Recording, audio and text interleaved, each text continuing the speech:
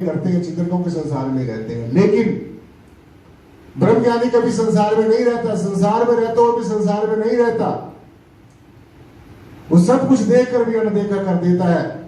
मुझे आप दिख रहे हैं, मुझे ये पता है, ये मेरे सामने ये कुछ नहीं बैठा है, ये सब चले जाएंगे थोड़ी देर के बाद में। जिसने चला जाना है उसके साथ कैसी दोस्ती, जिसने छोड़ के भाग जाना है उसके साथ क्या प्यार करना। तो सबसे ज्यादा श्रेष्ठ जो प्यार करने के लायक जो चीज है वो कौन है? वो हमारा सदगुरु है। बस सदगुरु है मेरा, जो मुझे रक्षा करता है, सुरक्षा करता है, मुझे संभाल कर रखता है, मुझे डोलने से रखता है। तो धन्य हो सत्संग जी ऐसा सदगुरु, धन्य हो ऐसा सदगुरु जो हमें हम भूल सकते हैं लेकिन सदगुरु शिष्य को कभी नहीं भूलता।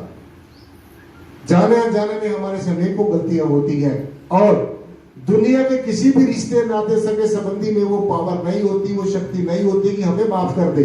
चाहे आप जगह जगह घूमते रहो, देवी देवता भी हमें माफ नहीं कर सकते। देवी देवताओं में भी देखो, देवी देवता हमारे पूजनीय है, लेकिन देवी देवताओं में भी वो शक्ति नहीं होती जो किसी के किए गए गुनाहों को माफ कर दे। सिर्फ और सिर्फ जो परमेश्वर को तत्व से जानता है, जो इस परब्रह्म निर्गुण निराकार सर्वाधार विश्वाधार परम तत्व को, इस ब्रह्म को जो जानता है, पहचानता है, वही हमारे गुनाहों को माफ कर सकता है। इसलिए बाइबल में भगवान यीशु ने बड़ा स्पष्ट तौर से कहा है कि अपने गुनाहों को माफ करवाने के लिए ऐसा आप में कोई जीव नहीं है जिसने गुनाह ना किए हो। इस जमीन और आसमान के बीच में जितने भी प्राणधारी हैं, जितने भी शरीरधारी हैं, चाहे वो देव हैं, देवी हैं, चाहे वो गंधर्व हैं, किन्नर हैं, यक्ष हैं, कोई भी किसी भी जोनी में वास करता है, उन्होंने सबने गुनाह किए हुए हैं। इसीलिए उन गुनाहों के कारणवश वो परिपूर्णता को प्राप्त नहीं कर सके। उतने नंबर काट लिए गए, लेकिन जितनी उन्होंने मेहनत की उनको उसी श्रेणी में परमेश्वर ने रखा हुआ है। अब वो सूक्ष्म शरीरों में बैठकर परमेश्वर की बंदगी कर रहे हैं, खुदा की इबादत कर रहे हैं। अब यहाँ पर मेरे पता नहीं कितने दिव्य आत्माएं घूम रही होगी इस बात को सुनकर, क्योंकि जो सदगुरु है, जो समय का सदगुरु है, जो परमेश्वर को जानता है, पहचानता है, उसके मुख के अंदर ब्रह्म प्रकट होता है।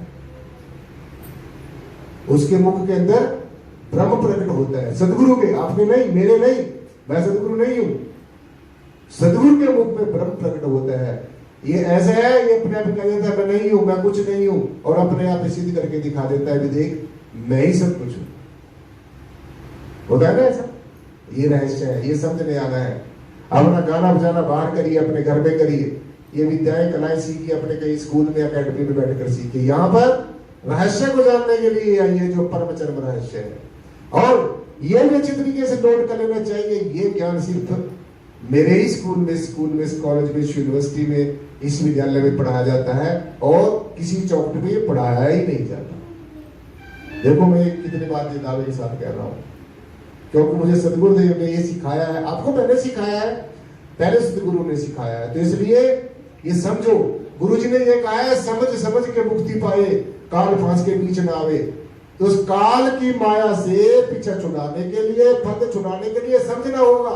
मुझे समझाने के लिए नहीं आना यहाँ पर, मुझे समझाने के लिए नहीं आना, यहाँ समझने के लिए आना है, यहाँ पढ़ने के लिए आना है, यहाँ स्टूडेंट बनकर आना है, यहाँ निमित्त मात्र बनकर आना है, यहाँ जिज्ञासु बनकर आना है। फिर देखो आपके जीवन में आपकी दशा भी बदलेगी और दिशा भी बदलेगी। ये अच्छे तरीके से नोट कर लेना। परमेश्वर की बंदगी करो, गुणगान गाओ।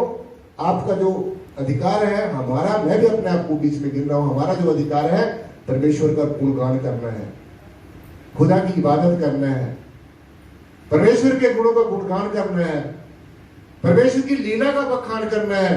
और भगवान जी ने कहा कि अर्जुन, जहां पर जो ब्रह्मज्ञानी बैठकर मेरे गुणों का बखान करता है, मेरी लीला का बखान करता है, मेरे निर्गुण और निराकार रूप को तत्व से जानता है, अर्जुन मैं उसकी जुबा के ऊपर बैठकर स्वयं बोलता हूं। और ऐसा जो श्रवण करने वाला है, क्योंकि श्रवण करना भी भक्ति है, श्रवण करना भी जो नवता भक्ति है, उसमें श्रवण करना, एक अच्छे श्रोता बनना सबसे बड़ी भक्ति है। आपको कुछ करने की जरूरत नहीं है। और अगर आप चाहोगे मैं अच्छा वक्ता भी बनूं, मैं अच्छा श्रोता भी बनूं, मैं अच्छा सारा कुछ अच्छा बन जाए, एक चीज मिलती है, या संसार मिलता है या फिर निराकार मिलता है। और अगर आप सोचो कि मुझे संसार के भी सुख आनंद ना जाए और मुझे निराकार भी मिल जाए, ऐसा कभी नहीं होता। ये कुदरत का नियम है। एक म्यान के अंदर दो तलवारें कभी नहीं रह सकती। तो आप संसार में रहो लेकिन संसार आपके अंदर न रहे। आप संसार में रहो, संसार आपके अंदर न रहे। ये रिश्ते नाते सगे संबंधी को जो करनी बांध के साथ घूम रहे हो, ये सब छोड़ जाएंगे। ये हामिल को छोड़ जाएंगे, ये हमें छोड़ जाएंगे। तो जिसने साथ ही निभाना है, अपने जो जो आपके दायित्व है वो निभाइए, लेकिन फंस के मत रहिए। अंत में जिसका ध्यान आ गया वहीं चले जाओगे। तो इसलिए शास्त्र जी मातृदेवो भवः, पितृदेवो भवः, आचार्य देवो भवः, गुरुदेवो भवः। माता पिता और सदगुरु की जो बात मानता है उसको देवी देवता भी सलाम करते हैं। जहां पे कृपा सदगुरु की हुई उस पे कृपा करे हर कोई। सब मुझे सभी देवी देवों ने चुन के भेजा हुआ है आपके सामने। एक इलेक्शन होता है, जैसे इलेक्शन होते हैं एमएलए एमपीओ के, ऐसे ही किस संत को कहां भेजना है, सभी देवों की एक मीटिंग होती है। वो आप लोगों को समझ नहीं आएगी बात। तो सब देखते हैं अभी कौन से अफसर की कहां पर ड्यूटी लगानी है। जैसे हमारे कैप्टन साहब बैठे, तेजा सिंह जी बैठे हैं, इन्होंने जगह जगह पर जो क्या कहते हैं ऐसी ऐसी जगह पर ड्यूटी की जो बहुत भयानक जगह पर, लेकिन की अपने सदगुरु के ऊपर विश्वास रखा, परमेश्वर के ऊपर विश्वास रखा। तो कैप्टन साहब ने हमारे राष्ट्रपति अवार्ड का इनको वो मिला, इनाम मिला।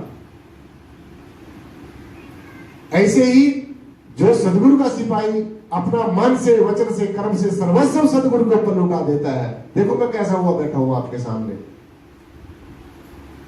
सदगुरु ने मेरी शक्ल भी बदल दी, अकल भी बदल दी, दिशा भी बदल दी, दशा भी बदल दी। मैंने अपने जीवन को खुद बदलते हुए देखा।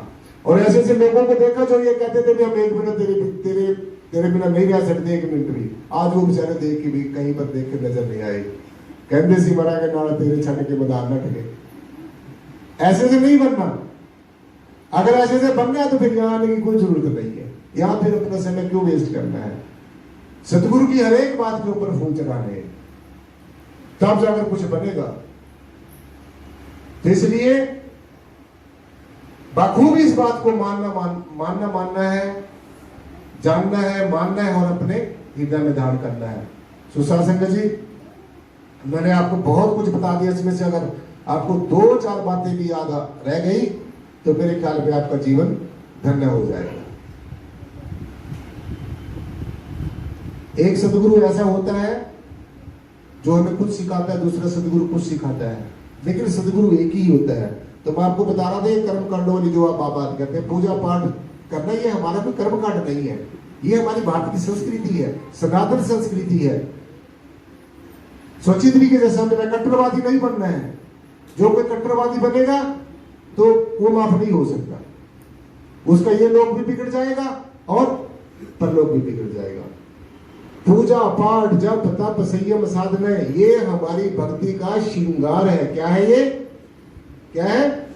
श्रृंगार है। जैसे हमारी बहन बेटियां श्रृंगार करती हैं तो वो सुंदर लगती है ना। और एक बेटी हमारी ऐसी होती है वो श्रृंगार नहीं करती, तो उसका एक अलग अपनी एक पर्सनैलिटी होती है। ठीक इसी प्रकार से ये जो परमेश्वरीय परब्रह्म निर्गुणाकार सर्वाधार विश्वाधार है, इसने सबको धारण किए हुए हैं। तो पूजा करना, पाठ करना, जप करना, तप करना, संयम करना, साधना करनी, ये सारा भक्ति का श्रृंगार है। अच्छे तरीके से नोट कर लेना है। सिर्फ एक ही चीज के पीछे मत पड़े रहो, वो बहुत दूर की बात है जिसको आप लोग पकड़ कर बैठे हो। देखो ना अपने अंदर में झांक कर, कितना कचरा भरा पड़ा हुआ है। इतना अमूर्त ज्ञान प्राप्त करने के बाद में भी वो ईर्ष्या, द्वेष, आत्मग्लानि, आपस में खींचातानी, एक दूसरे के प्रति नफरत, ये कौन सा निराकार ने सिखाया भाई आपको? ये कौन से सदगुरु ने सिखाया है आपको? तो कोई सदगुरु ये आपको नफरत करना नहीं सिखाता। हर एक सदगुरु प्रेम करना सिखाता है, प्रेम की भावनाओं से ओतप्रोत होना सिखाता है। इसलिए शासक जी, आज के दिन हमने ये शिक्षा लेकर जानी है, ये संकल्प लेकर उठना है कि जब भी सदगुरु के दरबार में आना है, ज्यादा से ज्यादा आना है। और काज तेरे किसी न काम में साथ संगत बच के, वरना कुछ काम नहीं आएगा, सब बाय बाय कर जाएंगे, जिनके पीछे भागे फिरते हो तुम लोग। तो जब सारे चले जाएंगे तो क्यों बेकार में अटैचमेंट करना।